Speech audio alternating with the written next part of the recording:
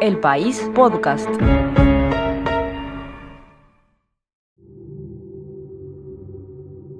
Como sentir que todo se acaba, como ver de pronto que todo vuelve a empezar, como haber encontrado a Dios, como renacer, como el final de esta historia. Así fueron los últimos días en la montaña. Andes, 72 días en la montaña. Un podcast sobre el accidente de los Andes ocurrido en 1972, hace 50 años. Auspicia la Cámara de la Construcción del Uruguay. Conduce Belén Furment. Episodio 8. Ave María. El hombre se llamaba Sergio Catalán. Tenía entonces 43 años, la piel curtida, un bigote prolijo, los ojos apacibles y 7 hijos. Vivía en Puente Negro, una localidad de la precordillera chilena, en la comuna de San Fernando. Se dedicaba a la cría de animales y le gustaba. La cordillera de los Andes era su lugar. Sergio Catalán era de pocas palabras, pero sobre todo, dice su hija Francisca, era un buen hombre. Él a quien podía ayudaba, no miraba a quién. Siempre nos enseñó a nosotros a tener mucha empatía con todo el mundo, con la persona. Siempre nos decía, aunque esta persona esté tirada, sea el más pobre, jamás negarle el saludo, las gracias, y esa era su forma de ser y ayudaba a todo el mundo. El 20 de diciembre había sido un buen día. Como todos los años, durante el verano, Sergio Catalán llevaba a sus animales a la cordillera y se quedaba ahí, en una cabaña junto a ellos, entre noviembre y abril. Esa nochecita vigilaba a las ovejas, que tomaban agua en la orilla del río Barroso, cuando escuchó unos gritos. Levantó la cabeza y vio a un hombre flaco, barbudo, harapiento y sucio que sacudía las manos. No entendió. El río era agitado y ruidoso, y no podía oír lo que decía, pero supo que necesitaba ayuda. Era tarde. Le gritó mañana, mañana. Al otro día, temprano, ensilló su caballo y volvió sobre sus pasos. Divisó a la misma figura, tomó la piedra, la envolvió con un papel, la lanzó hacia el otro lado y minutos después la piedra regresó con una carta.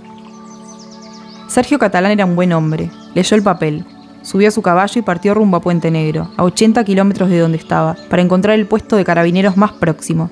Anduvo por unas 4 o 5 horas, que para algunos fueron 10 y para otros 14. Llegó y dijo más o menos esto: que había encontrado a 2 sobrevivientes del accidente de la montaña, que arriba había 14 personas con vida, que necesitaban ayuda y que tenía que ser inmediata. La información fue enviada a Santiago de Chile. Dijeron que seguramente el hombre estuviera borracho o loco. ¿Quién puede creerle a un arriero que asegura que encontró a 2 uruguayos perdidos hace 70 días en la cordillera de los Andes? Un hombre pobre, Armando Cerda, que lo llevaba a un nuevo aposento. Unas improvisadas hojotas hechas de rueda de camión, un caballo flaco, 2 troncos grandes como puente, una pradera verde, más verde que el verde mismo, unas chozas de madera, una enramada, un hombre nuevo, Enrique González, un queso fresco, una olla al calor de un fuego vivo, un guiso de porotos, una mesa, un encuentro. En aquel rincón de los Maitenes, una localidad pequeña en la comuna de San José de Maipo, Roberto Canessa y Fernando Parrado volvían lento y bajito a su vieja sociedad. Como ellos, la tarde avanzaba lento, bajo. Cuando empezaba a caer la noche, Catalán llegó a la choza acompañado de 10 carabineros que lo habían seguido de Puente Negro. De repente, Canessa y Parrado estaban frente al hombre del otro lado del río, al hombre del mañana, de la piedra y del papel y el pan. Lo vieron llegar a caballo, corrieron hacia él, lo abrazaron, le agradecieron, y Sergio Catalán, tranquilo, sereno, les dijo que no había nada que agradecer, que le agradecieran a Dios. Aquel 21 de diciembre, Canessa y Parrado explicaron su travesía, contestaron preguntas y se acostaron con la ilusión de que al otro día los helicópteros iban a llegar y entonces los 14 que habían quedado en la montaña iban a ser, por fin, rescatados. Habían diseñado un plan, se reencontrarían en Santiago, se irían en tren a Buenos Aires y de ahí en barco hasta Uruguay. Volverían a casa solos. Cuando intentaba dormir, Canessa pensaba lo mismo que la noche anterior. ¿Qué había pasado con los que estaban en la montaña? ¿Estarían los 14 vivos? ¿Se habría muerto Roy? Sin embargo, la mañana del 22 le demostraría pronto que aquella historia iba a ser mucho más que un regreso. Mientras desayunaba junto a Armando Cerda, Enrique González, Parrado, Catalán y algunos policías, lo sorprendió el bullicio que salía de la nada. Periodistas y más periodistas del mundo se acercaban, micrófono en mano, y lanzaban pregunta tras pregunta. Querían saberlo todo. Cómo lo habían logrado, qué habían comido, quiénes se habían salvado. La banda sonora de aquel viernes a los Maitenes fue esa. Primero, el chillido de la prensa internacional. Después, el bramido metálico de 3 helicópteros de la Fuerza Aérea Chilena. La negativa de los pilotos a volar con esa niebla. La insistencia agitada de Nando que pedía por favor, hay que apurarse, no hay más tiempo. La palabra imposible que asomaba en una y otra boca. Era imposible. Era imposible que hubiesen estado en la parte más alta de los Andes. Era imposible que hubieran atravesado a pie la cordillera entera. Era imposible que estuvieran leyendo bien ese mapa. Y era imposible, sin referencia, que pudieran encontrar el fuselaje. Parrado no recuerda bien cómo, pero de repente estaba subido en un helicóptero. Volaba como había hecho por última vez aquel fatídico 13 de octubre y miraba a Canessa que se hacía más y más pequeño, allá en la tierra firme.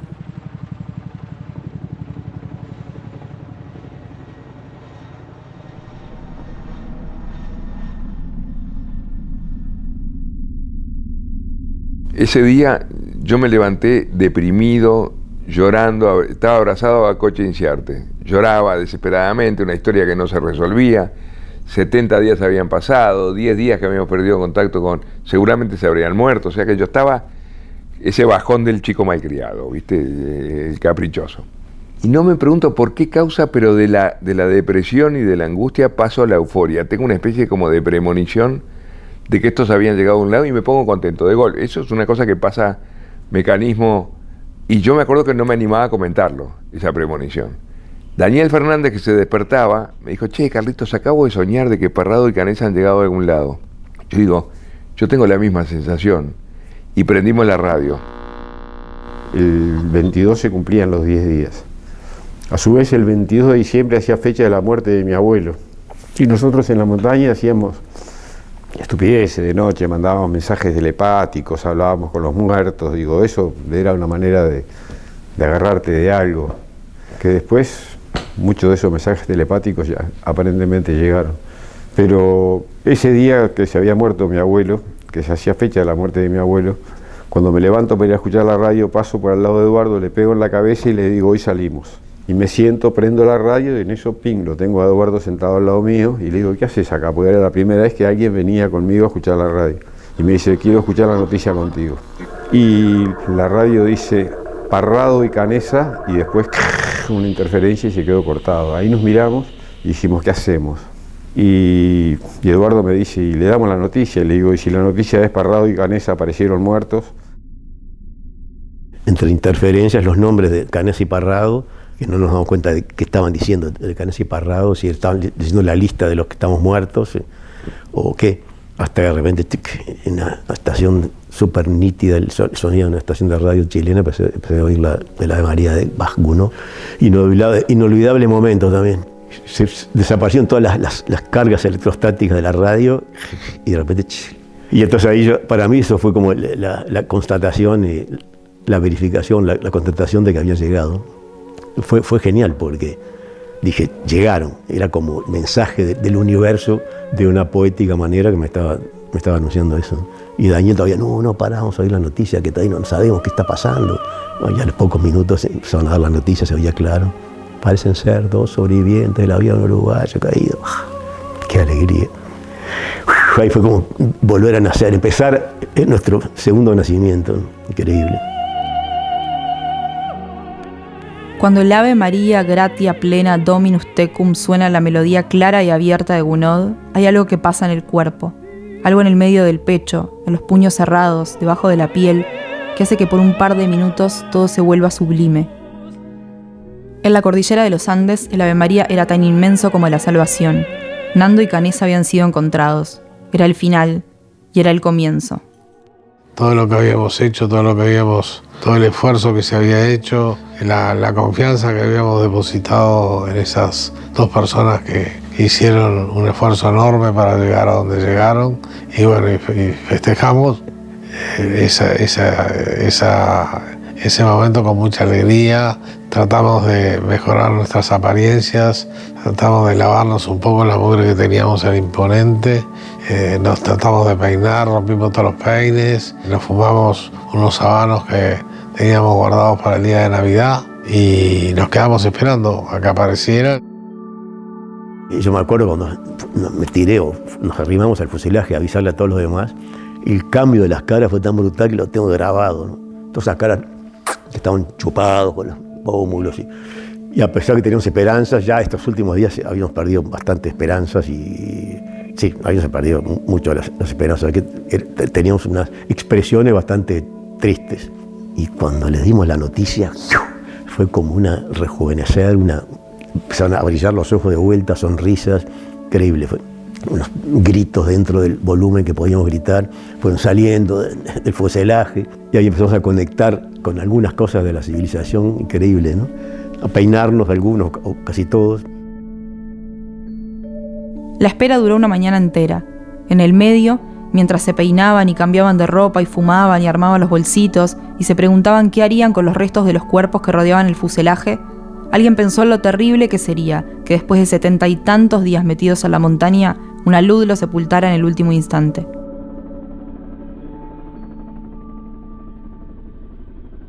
Era un día esplendoroso de verano, y sobre la 1 de la tarde sintieron los helicópteros y distinguieron, desde lejos, los brazos al aire de Parrado. Aunque la visibilidad no era la mejor, 2 de los 3 helicópteros partieron para rescatar a los demás sobrevivientes.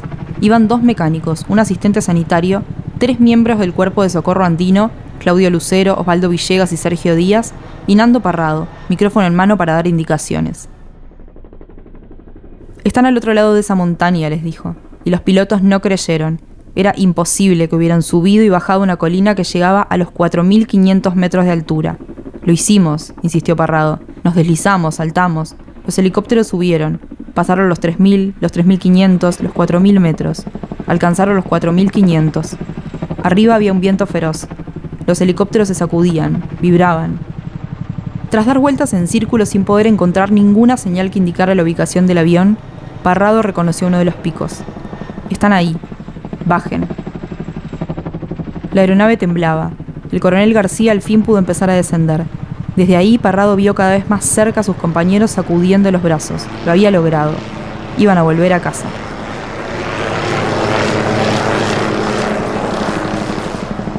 El primer helicóptero se acercó tanto al suelo que uno de los soportes de metal alcanzó a tocar la nieve. Abrieron la puerta, lanzaron 2 paquetes y después siguieron 2 hombres. Uno de ellos, el asistente sanitario. El otro era Sergio Díaz. Fito Strauch avanzó hacia él, lo abrazó con fuerza. Ese hombre grande y corpulento era una persona extraña, desconocida, y también era la libertad. Después fue todo muy rápido. García sostenía el helicóptero muy cerca de la nieve, pero sin tocarla. El primero en intentar subir fue Daniel Fernández, y tras él Álvaro Mangino, que con todas sus fuerzas se arrastró con una pierna rota hasta lograrlo. El helicóptero partió mientras el otro descendía, con la misma maniobra. Entonces bajaron 2 rescatistas más. Díaz preguntó por Carlos Páez y le entregó 2 cartas de su padre. Una era para todos. Anímense y tengan confianza. Les mando unos helicópteros como regalo de Navidad. La otra era para él. Querido Carlitos Miguel, como ves nunca te fallé. Te espero con más fe en Dios que nunca. Tu madre llega ahora nomás a Chile. Un abrazo, el viejo. Carlito subió al segundo helicóptero.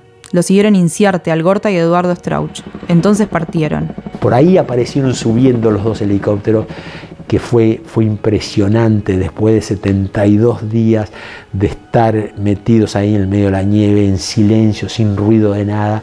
Aparecen 2 helicópteros, volando, una cosa. Era como que el mundo se venía abajo, fue todo muy rápido y todo muy violento que vivimos. Toca tierra un helicóptero, corrimos ese helicóptero, cuando estamos llegando, se ve que se va, y de repente allá aterrizó el otro y salimos caminando hacia el otro, y de repente el silencio de vuelta y nos quedamos solos. Y de repente el silencio, la soledad de la montaña. Todo había terminado, pero para Harley, Fito Strauch, Delgado, Sabela, François, Vicentín, Metol y Servino, todavía quedaba una noche en la cordillera. La última en su cordillera. Los rescatistas también se quedarían, pero el único que entraría al fuselaje sería Sergio Díaz.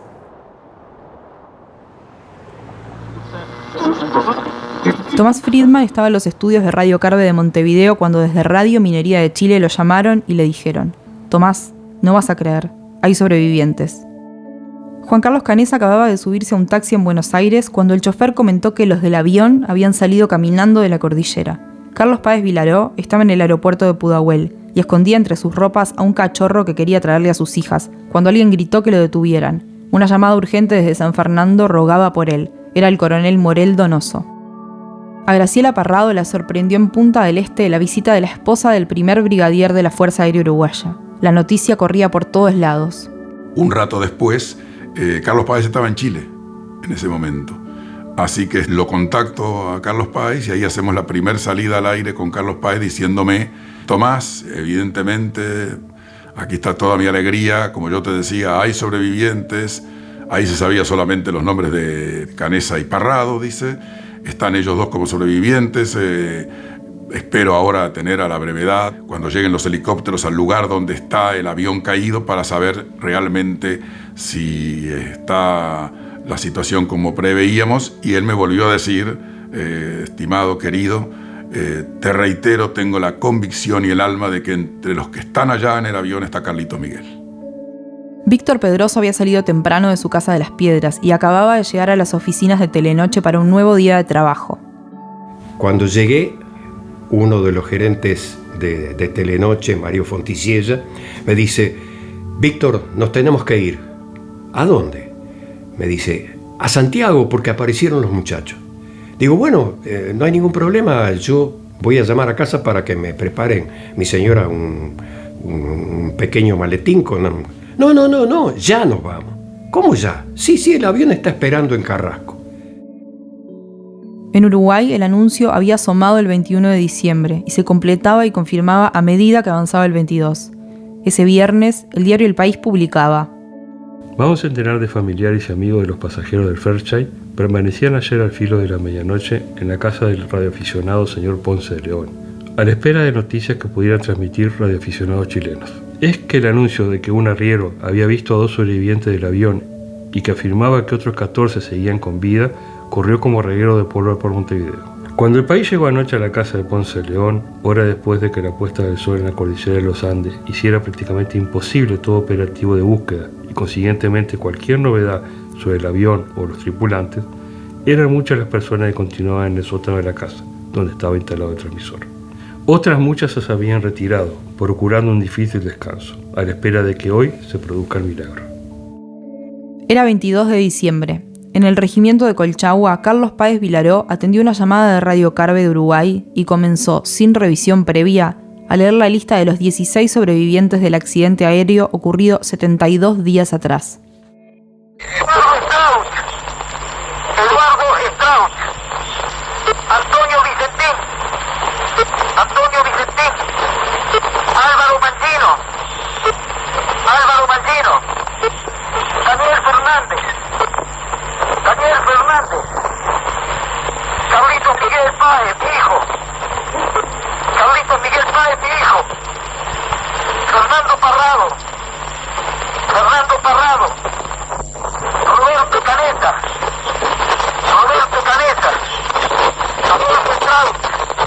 Adolfo Strauss, Gustavo Servino, Pedrito Algorta, Alfredo Delgado, Roberto François. A ver un momentito. Roy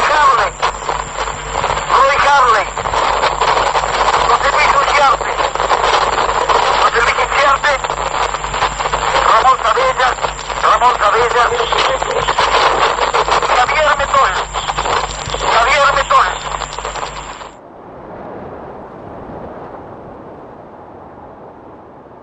Como catalán, Sergio Díaz era un buen hombre. Rígido pero correcto, alegre, amante de la música clásica y alma de la fiesta, era un rescatador andino con carisma, empático y orgulloso. El del Fairchild, dice su hija Maricruz, fue el rescate de su vida. Jamás un rescatista encuentra personas vivas en la cordillera. Aquello fue absolutamente imposible. En los Andes, los hallazgos solo son de cuerpos congelados. El resto es la excepción, el milagro. De la noche que Sergio Díaz pasó en el fuselaje, Maricruz sabe esto. Bueno, el tema más importante era la hora. Ya llegaron una hora muy tarde en el helicóptero y no daba para hacer 2 excursiones porque el mismo viento y las alas podían provocar otro desprendimiento o una luz que afectara a los que quedaban. Así que fue una operación con mucha delicadeza. Supuestamente iban a priorizarse las personas que estaban más delicadas. No sé tampoco quiénes fueron el primero y quiénes en el segundo. Sé que los que quedaron, mi padre no dudó un instante en ir a pasar con ellos dentro del avión. No era psicólogo, era un hombre de pueblo que había llegado a ser profesor en la universidad en los ramos de él, pero no tenía ni estudios psicológicos, ni psiquiátricos, ni médicos, ni nada. Y la carga emocional fue muy alta. Él se las apañó para que fuera lo más hermosa posible, era su cumpleaños además.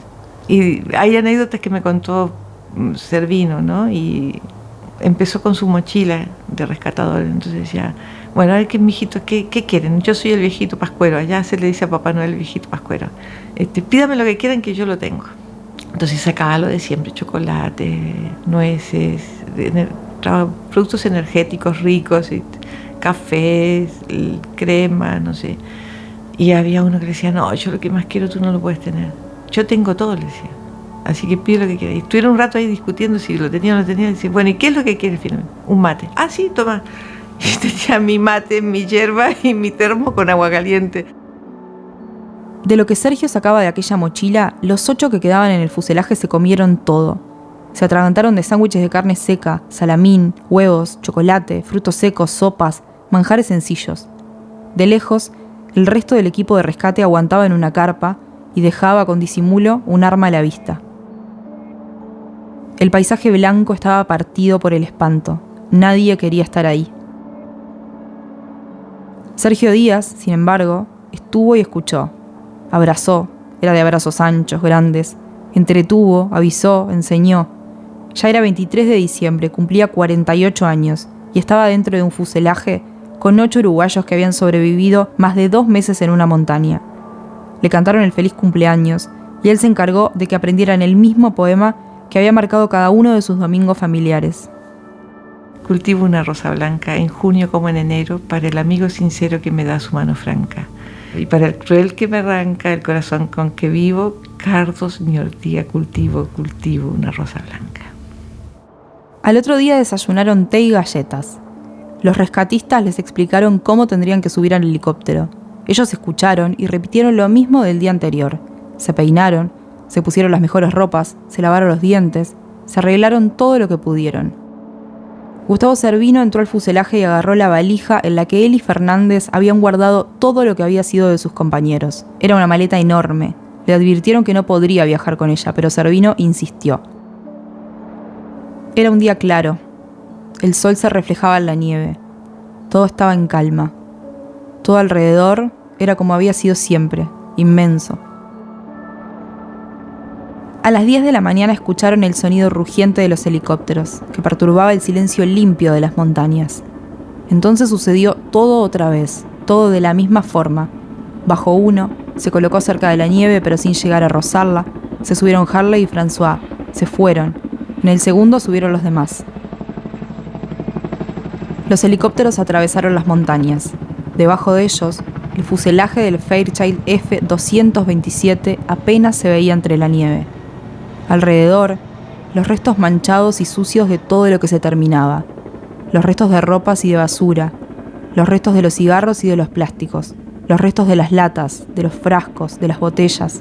Los restos de los cuerpos. Los restos de sus compañeros. Los restos incluso de ellos mismos. De pronto, los picos blancos empezaban a quedar atrás. Por las ventanas veían un río, y a las orillas del río todo era distinto. Había árboles, hierbas, flores. De pronto, todo lo que habían construido para sobrevivir, un hogar, una amistad, una sociedad completa, empezaba a desaparecer. De pronto no habría más mañanas blancas ni noches de rezos compartidos. No habría más cielos tan oscuros ni estrellas tan cercanas. No habría que procurar agua ni alimentos. No habría que apretarse para dormir. No habría que darse calor. No habría que resistir. Ya habían resistido lo suficiente. De pronto, mientras los helicópteros se alejaban, los últimos sobrevivientes del accidente en la cordillera de los Andes sintieron una nostalgia que les atravesó el cuerpo, se les metió en la garganta, se les quedó en el pecho. De pronto, la montaña en la que dejaron a sus amigos muertos, en la que sintieron las emociones más fuertes y perturbadoras que iban a sentir jamás, en la que aprendieron de la vida y de la fuerza y del amor, era apenas un pedazo de aquel manto blanco infinito. Nunca la tristeza había sido tan honda, ni la fe tan intensa, como en esos 72 días en la cordillera de los Andes. Andes, 72 días en la montaña, es un podcast del País auspiciado por la Cámara de la Construcción del Uruguay, conducido por Belén Furment. Agradecemos a quienes escucharon este podcast y los invitamos a continuar escuchando los demás episodios en podcast.elpaís.com.uy, en Spotify y demás plataformas. Todas las entrevistas utilizadas en el podcast fueron realizadas por el equipo de los Andes. La carta de Carlos Páez Vilaró es una recreación también realizada por parte del equipo. Andes, 72 días en la montaña, fue un trabajo de investigación realizado por más de 15 personas de la redacción de El País. A ellos, nuestro agradecimiento, y también a Uicast por la edición de sonido.